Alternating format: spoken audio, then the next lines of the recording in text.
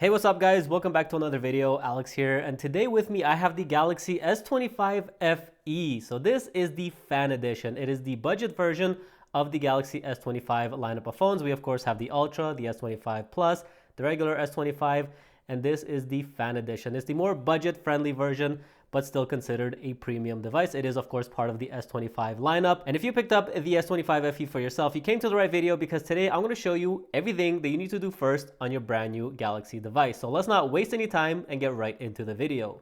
Alright guys, now one of the coolest things about the Galaxy S25 FE is that it comes out of the box running on the latest One UI 8 update. So you're going to get all the latest bells and whistles from Samsung, which is definitely really cool.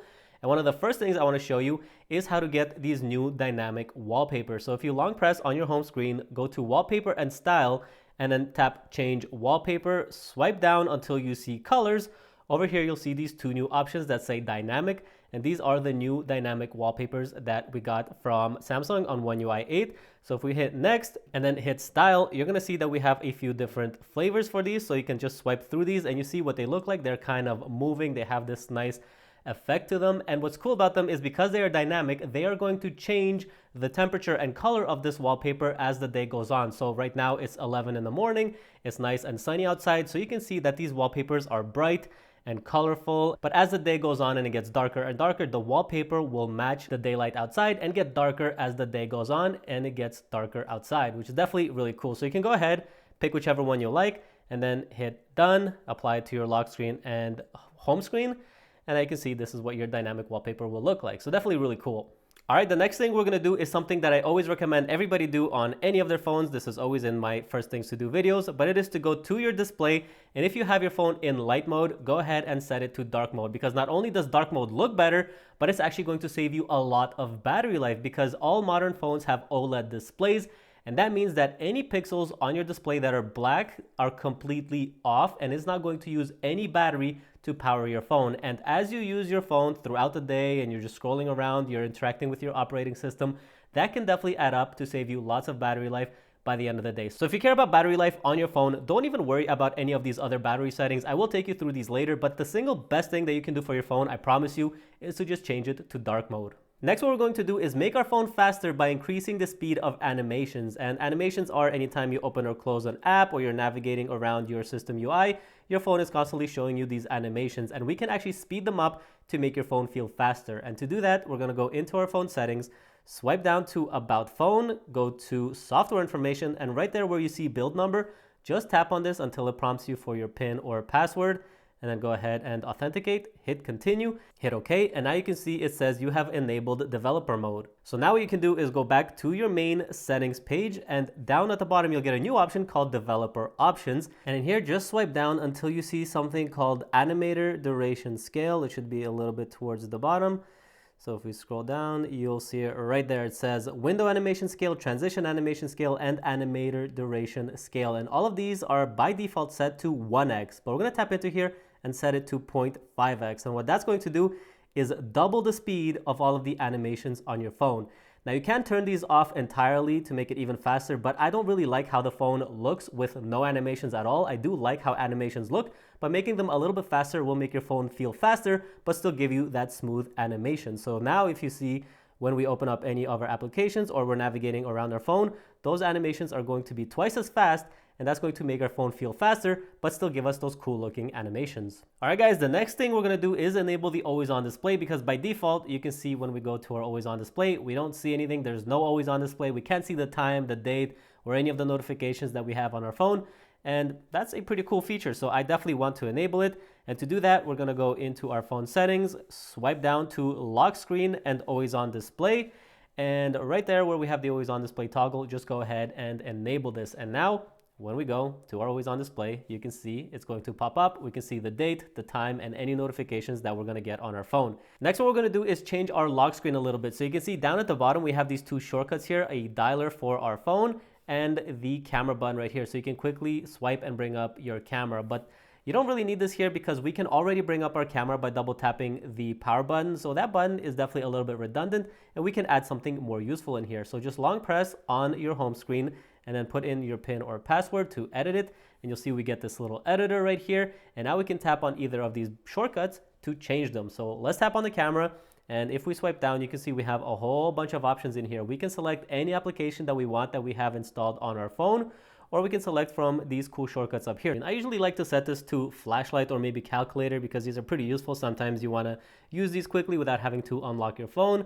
So just set this up to how you like it and then press done. And now if we swipe up on our flashlight, it'll turn on, and we swipe up again to turn it off. And it's definitely really cool to be able to have this functionality directly from your lock screen without having to unlock your phone to access all of these things. So definitely go ahead and set up these shortcuts as well. Now, one thing that always bothers me is if I am reading a long article or just looking at a photo on my phone, but I'm not actually tapping on it or interacting with the screen, the phone will dim and lock on you in order to save battery life. But there's a cool setting they can change to fix this. So if you go into your display settings, scroll down to where it says screen timeout right there. Now you can see I have mine set to 5 minutes. That's just because I don't want my screen constantly dimming on me while I'm recording a video. But you should have yours at 15 or maybe 30 seconds because you don't want your screen to just be on the whole time, wasting battery life. But you also don't want to be annoyed and have it constantly lock on you when you're reading a long article. So what you can do is just enable this setting that says keep screen on while viewing, and it will do exactly that. Your phone will use the front-facing camera to see if you are looking at the display and will not dim on you. So you can be reading a long article or just looking at a photo, but as long as you are looking at the screen, the phone will no longer lock on you. Now for this next setting, you might have noticed that all of my applications do not have any text under them. It's just the app icons. And I really like this minimalistic look. I think it looks really cool. And if you want to set this up as well, what you want to do is just long press on your home screen, go to settings.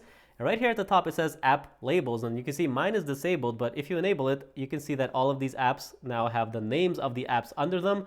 But obviously, I think most of us know the applications that we have on our phone and what they look like. And we can disable this. And I just think that this looks a lot nicer and more clean when there's no app names under the apps. You can also go back into those settings, and if you want, you can change the size of the applications and make them bigger or smaller. I like a little bit of white space. I think it looks nicer when they're as small as possible, so I just set it to that. And also, while you're in here, go to home screen grid, and this should be set to 4:6 by default, but I like to set this to 5:6.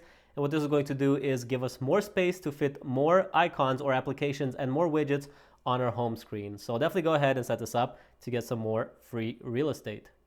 Next, let's go into our phone settings, and we're going to improve the notifications on our phone. Notifications are one of those things that can be super annoying. So there's a really cool setting that I absolutely love. This is exclusive to Samsung phones. There's no other phone manufacturer that does this. But what you can do is if you go to advanced settings under notifications, down here at the bottom, you'll see manage notification categories for each app. Go ahead and enable this. And when you do, what you'll be able to do is now manage notifications on an app by app basis. So you can go into something like Instagram, long press on it, and then tap on this little eye over here and tap notifications. And down at the bottom, you'll see notification categories. If you tap into here, you can see we have all of the individual notification categories in Instagram. So you can turn off things you don't care about, like when you get a like or some sort of reminders, or when somebody likes one of your videos, or you get a new follower. If you don't care about any of these things, you can disable them and only leave enabled the things that you actually care about. So if somebody leaves a comment on your post, or somebody sends you a DM, or you get a mention, you will only get notified about the things that you do care about, and your phone will no longer notify you about the stuff that you don't care about. This is such a powerful feature, and you can do this in any applications from Reddit to Facebook, YouTube, doesn't matter. You can set up notification categories for all of your apps. Now let's go back into those notification settings and then go to advanced settings. And right here we have notification history. Make sure to enable this setting, because if you ever swiped away a notification by accident and you weren't able to read what that notification said or where it came from, the only way to go back and see what that notification was is to come back here to notification history. And you can see there will be an entire history of all the notifications you ever got on your phone, so you can come back and check exactly on what you missed. Then just go back one to the notification settings and also enable show snooze button. And what this is going to do is show a snooze button every time you get a notification. So let's say somebody sends you a text message, or you have a missed phone call and you just can't get back to that person right now, or you want to be reminded about it later. You can snooze that notification for a certain amount of time, and it will go away from your notification settings. And then after a certain amount of time, it will remind you about that notification again, hopefully when you're free and you actually have time to get to it. Definitely a really nice quality of life feature that everybody should enable. All right, guys, the next feature I want to show you has to do with the now bar. Now, if you don't know what the now bar is, essentially on your lock screen, you'll have a now bar at the bottom that will show you any applications or processes that you have running in the background. So I'm gonna start this timer right here. And now if I go to my lock screen, what you're gonna see is down here in the now bar, we actually have that timer showing us how much time is left. And if you have any music playing in the background or any other applications, you can shuffle through all of those applications and see everything that's running. And you can also tap on it from here to manage it. You can pause it or you can just completely stop it. But there's a cool feature with Nowbar that will actually display any sports scores of any live games that you're following. So if you're following basketball or hockey, you can see all of these scores on your now bar, which is definitely really cool. But you do have to set this up. It's not going to work by default. So to set it up, what you want to do is go into your settings, go to lock screen and always on display. And right there you see now bar, and right there there's an option for sports from Google. Now this will be enabled by default, but you still have to follow the teams that you care about. So tap on it, then select sports from Google settings. And right here in the search bar, just follow any teams that you care about. So maybe you want to follow the Lakers, just type Lakers, Los Angeles Lakers, and hit follow. And also maybe you want to follow the Toronto Maple Leafs, which I follow because I'm here from Toronto. We're going to tap follow. And now anytime there's a live game with the Maple Leafs or the Lakers, you will have a now bar down here that will automatically show you the scores of the current game, which is definitely a really cool feature. So if you care about sports, definitely go ahead and enable that. All right, guys, next we're going to set up one of my favorite features on the Galaxy phones, and that is the ability to have your phone announce the name of the person who is calling you and also allow you to use your voice to answer or reject the call. So maybe you're cooking or you're gardening and your hands are dirty and you don't want to pick up your phone. You can just use your voice to answer or reject the call. And to set this up, we're going to do two things. First, go into your phone app right there, hit on the three dots here, go to settings, and under answering and ending calls, just enable this feature that says read caller names aloud, and make sure you set it to always, not just over Bluetooth and headphones. And now anytime you get a phone call, your phone will announce the name of the caller. You can also have it announce it twice in case you missed it the first time. And next what we're going to do is go ahead and search for the Bixby app. This should be installed by default on all Samsung devices. If you don't have it, just go to the Galaxy store and install it. But once you have it, just go ahead and long press on the Bixby app, go to Bixby settings, and right there where it says talk to Bixby without wake up, just enable this feature and that's it. We're all set up. Now we can use our voice to say answer phone or reject call to answer or reject the phone call. We can also manage our alarms and timers, but that's pretty much all you have to do. Now, anytime you get a phone call on your phone will say the name of the person who is calling you, and you will be able to answer it with your voice. And what's really cool about the setting is because you're answering the phone with your voice, your phone knows that you probably aren't holding it with your hand.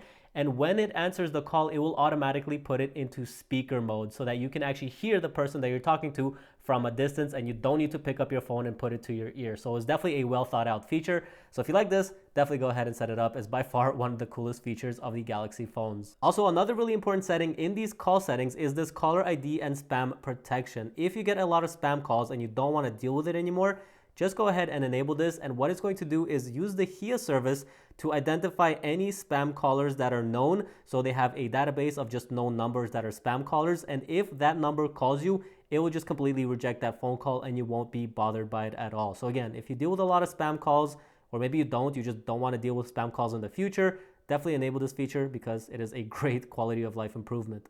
All right, guys, next what we're going to do is protect ourselves in case our phone gets snatched out of our hand. And this is definitely a really cool feature that I suggest everybody enable. Even if your phone doesn't get stolen, you never know. This is just one of those things that's great to have. But we're going to go into settings, go to security and privacy, and right there where it says lost device protection, tap theft protection and enable theft detection lock. And you can see it says your device motion sensors will try to detect possible theft and lock your screen. So if someone abruptly snatches your phone and then starts to run away, your phone can sense that using all of the sensors built in. And if it does sense that your phone has been snatched, it will lock the screen so that that person who has your phone will not be able to go snooping through all of your data. They will actually need your PIN or password or fingerprint to get into your phone, which obviously they will not have. So even if you do lose your device, at least all of your personal information is going to be safe. All right, next what we're gonna do is go to our phone settings, swipe down to device care, and go to auto optimization and enable this restart when needed feature. And essentially what this is going to do is just restart your phone whenever it's needed. So if your phone ever starts having any sort of issues, like it's starting to slow down or certain applications are just getting bogged down, your phone will identify these problems and just restart the phone whenever it's needed. Your phone is pretty much like a computer, and just like your computer, it needs to be restarted every now and then just so things just start magically working better. If it ever senses that something is not working properly, it will just restart by itself, usually at night when you're sleeping, not to bother you. And if you want, you can even set up a schedule and just select what day of the week you want it to restart and at what time. But I usually leave this as just when needed and let my phone do all the thinking for me. Now, Galaxy phones have an amazing feature that a lot of people just aren't utilizing it, and it makes me really sad because this is a really, really useful feature, and I definitely want to familiarize you with it. And what you want to do is go into your phone settings, go to modes and routines, tap this routines tab down here, and from here we can create routines, which are essentially automations that will make our phone do things by itself without us having to do it. So to show you a couple examples, I have this home routine right here that says if my phone connects to my Wi-Fi, it will keep my device unlocked. So anytime I come home and my phone automatically connects to my Wi-Fi, it will just keep my phone unlocked. I don't need to enter my PIN or fingerprint or anything. It'll just keep my phone unlocked. I'm at home, I'm at a safe place. There's no reason to have my phone locked. Another routine I have is called night charge. So I like this one because what it will do is between 12 a.m. and 7 a.m. every day, if my phone is not charging because I forgot to plug it in to charge, which happens to all of us, my phone will automatically go into power saving mode to save as much battery as possible overnight so that I'm waking up with as much battery as possible. So these are definitely some more basic routines. There's really cool, amazing automations that you can set up, especially if you have smart home devices. So I do suggest you go through here and kind of just check it out. But if you want, I do have a video about some amazing Samsung Galaxy routines that I think everybody should set up. And if you want to check that video out, I will leave it in the description below. So definitely check it out after this one. Next, what we're going to do is improve the quality of our cameras because by default, they are not set to the best possible quality. So if you go into your camera app, up here, you can see that by default, it's set to full HD 30 FPS and full HD is only 1080p, which is definitely not that great by today's standards. So what I suggest is you tap on that and then set it to UHD, which is 4K. So we're going to tap 4K right there, and then you can set it between 30 and 60 FPS. We of course also have 8K, but that's a little bit overkill. I don't think anybody actually needs 8K. So just set this to 4K at least, and now you're going to get much better quality out of your videos. You can also go to the Photos tab, and up here you can see that it's set to 12 megapixels, but we can actually set it to 50 megapixels as well. Now, 12 megapixels is enough if you're just going to take some pictures for, for yourself, for your phone, or just to upload it to social media. But if you want some nice high quality pictures because you like to maybe make collages at the end of the year and print your photos, or you like to zoom and crop into photos, 50 megapixels is going to help you get more quality and more data in your pictures so that you can zoom into them or crop them or print them for better qualities. So just go ahead and set these settings appropriately to what you're taking pictures of or what you're going to be using it for, and now you're going to get much better quality out of your photos and videos. Now that we have better photos and videos, we also want better quality audio. So let's go into our settings, go to sound and vibrations.